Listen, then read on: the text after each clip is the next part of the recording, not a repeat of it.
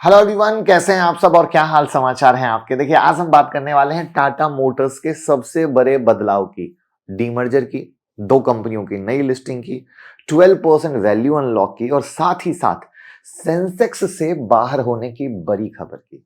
कौन सा बिजनेस ज्यादा स्ट्रांग है, किसमें हाई रिस्क हाई रिवॉर्ड है और रिटेल इन्वेस्टर के लिए कहां फायदा है। तो इस पूरी कहानी को शांति से समझते हैं, डेप्थ एनालिसिस में समझते हैं। लेकिन वीडियो पूरा देखिएगा, बिजी हो तो अभी मत देखिएगा, बाद में देखिएगा। और पहली बार आए तो चैनल को सब्सक्राइब करके बेल आइकॉन हिट कर लीजिएगा। और अगर आप चाहते हैं कि मैं जैसे ट्रेडर हूं, इन्वेस्टर हूं 20-21 साल से, और क्या स्मार्ट मनी की सोच है, चाहे वो स्टॉक मार्केट में हो, बुलियन में हो या क्रिप्टो में हो, तो हमारी यूट्यूब मेंबरशिप से जुड़ जाइए। बहुत ही स्मॉल फी में हर कुछ आपको यहाँ वो मिलता है जो रखता है दूसरों से आगे और आपकी ट्रेडिंग और इन्वेस्टिंग को काफी आगे रखता है। देखिए, टाटा मोटर जो है ना, एक ही कंपनी में दो बिल्कुल अलग डीएनए वाले बिजनेस चल रहे थे।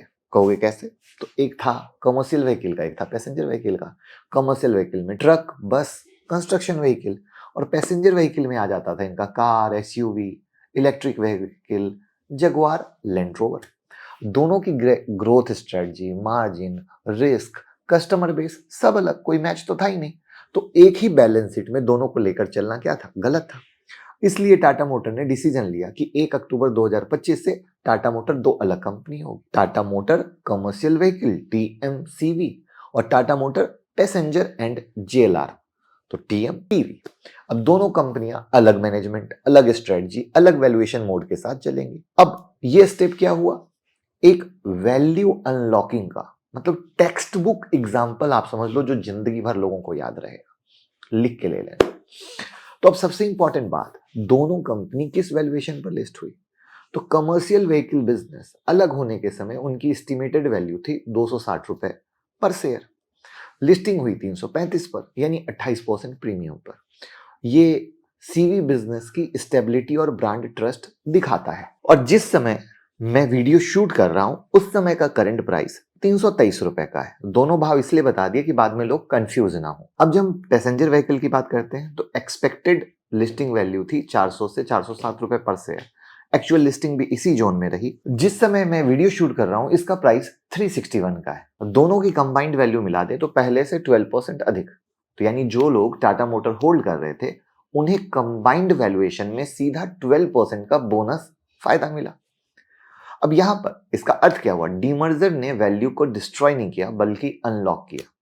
तो की बात यह है कि दो हिस्से अलग होते ही असली वैल्यू दिखने लग गई। अब जैसे जैसे कंपनी चलेगी, इनकी बुक्स उस तरीके से आएगी और आपको पिक्चर और ज्यादा क्लियर होगा।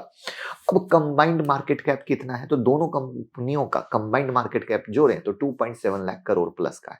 इसका मतलब पुराना टाटा मोटर बड़ा था, लेकिन दो नए बच्चे मिलकर भी उतने ही स्ट्रांग है, लेकिन क्लैरिटी ज्यादा है।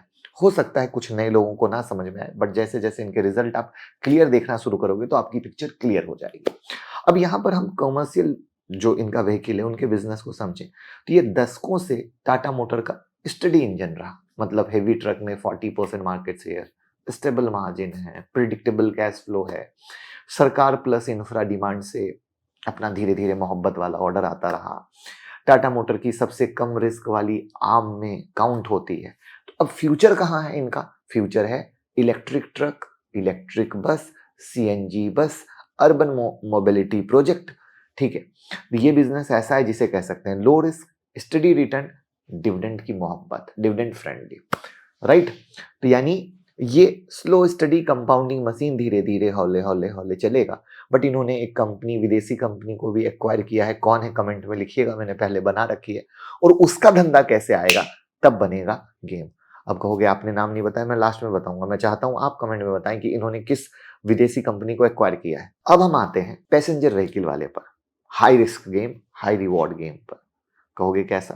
तो देखिए, पैसेंजर व्हीकल जो है इनका पीवी, उसमें जेएलआर भी है और कंपनी पूरे ग्रोथ मोड में है। ग्रोथ मोड क्यों? नेक्सियन ईवी, पंच ईवी पहले से 60-70% का मार्केट शेयर होल्ड करते हैं। टाटा मोटर यानी टाटा वाले इंडियन ईवी में एग्रेसिव प्लेयर है। जेएलआर में यूके, यूरोप मार्केट में शार्प रिकवरी आई है। इनका रेंज रोवर और डिफेंडर की ग्लोबल डिमांड हाई है। लग्जरी प्लस ईवी में फास्ट ग्रोथ मिलता है। तो इस बिजनेस में क्या है, आप इनोवेशन देख सकते हो, वोलेटिलिटी देख सकते हो, बट ह्यूज अपसाइड का पोटेंशियल खुला हुआ है। तो ये आर्म किसके लिए हुआ? एग्रेसिव इन्वेस्टर के लिए हुआ। कैसे सीखते हैं वो सिखाने की कोशिश कर रहा हूं, कोई बाय सेल रिकमेंडेशन नहीं दे रहा। तो दोनों कंपनी का कॉन्ट्रास्ट क्लियर है। सीवी में जाते हो तो स्टेबिलिटी है, कैश फ्लो है, प्रिडिक्शन है क्लियर।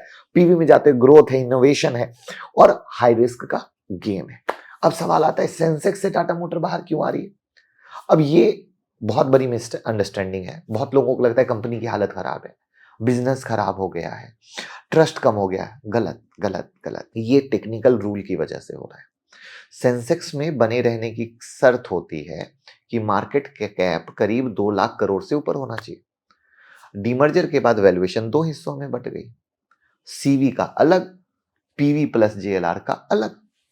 तो टेम्पररी स्प्लिट की वजह से पुराना जो टाटा मोटर है सेंसेक्स की कट ऑफ को मीट नहीं कर पाया। तो यानी परफॉर्मेंस खराब नहीं हुई, स्ट्रक्चर बदल रहा है और स्ट्रक्चर बदलने के कारण इंडेक्स रीबैलेंसिंग हो गई। इससे ज्यादा कुछ नहीं। तो अब सवाल आता है कि सर इसकी जगह कौन आएगा? तो शायद इंडिगो और ग्रासिम इनमें से कोई दिसंबर में ज्वाइन करेगा। बाकी अगर आप मेरा मोबाइल ऐप मुकुल अग्रवाल नाम से एंड्रॉइड या iOS पे किए हुए होगे ज्वाइन, तो यहाँ पे मैं सारी न्यूज, आईपीओ की न्यूज, 25 फ्री वीडियो की प्लेलिस्ट, सब कुछ है।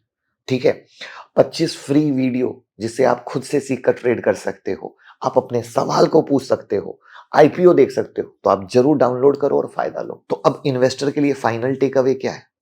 तो देखिए, डीमर्जर का मतलब होता है वैल्यू अनलॉक। कंबाइंड वैल्यूएशन पहले से 12% ऊपर, ये अलग कंपनी, क्लियर पिक्चर आएगी। कैपिटल एलोकेशन कहाँ हो रहा है, मैनेजमेंट का फोकस कहाँ पे है, हर चीज का सवाल जवाब क्लियर कट होगा और इंप्रूवमेंट तरीके से होगा। CV business low risk, big market share, stable cash flow, predictable. PVV में हाई रिस्क हाई रिवॉर्ड की कहानी है, इनोवेशन है, जो इनोवेशन कर लेगा निकल लेगा। जैसे महिंद्रा एंड महिंद्रा वाले बहुत तेजी से आगे बढ़ रहे हैं।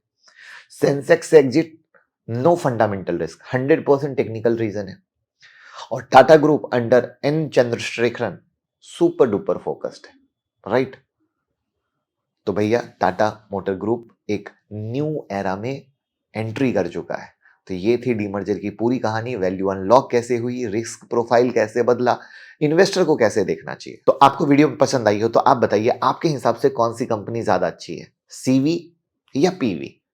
और वीडियो को शेयर करके प्यार मोहब्बत दीजिए। अब मैंने कहा था कि टाटा मोटर ने एक कंपनी को एक्वायर किया, ट्रक की कंपनी को। वो इटालियन कंपनी थी इवेको। उस पर डिटेल वीडियो बनाऊंगा, बहुत लंबी हो जाएगी क्योंकि उसको एक्वायर करने के पीछे भी एक बहुत लंबी चौड़ी स्ट्रेटजी है। बट पहले मैं बता चुका हूं, फिर भी आप चाहते हैं वापस से बनाऊं तो कमेंट में जरूर लिखिएगा। आप डीमेट या क्रिप्टो में अकाउंट हमारे साथ ओपन कर सकते हैं, लिंक डिस्क्रिप्शन में है। क्रिप्टो में अकाउंट ओपन करने पर अनलिमिटेड बेनिफिट है। आप गूगल फॉर्म भर दीजिएगा। आप YouTube मेंबरशिप जरूर ज्वाइन करें, आपको रखेगा दूसरे से आगे। और मोबाइल ऐप पर 25 वीडियो फ्री है, उसका यूज करें। और साथ में टेक्निकल एनालिसिस या फंडामेंटल एनालिसिस कुछ भी सीखना है, वो कोर्सेज भी आपको मोबाइल ऐप पर दिख जाएंगे जिसको खरीद सकते हो आप।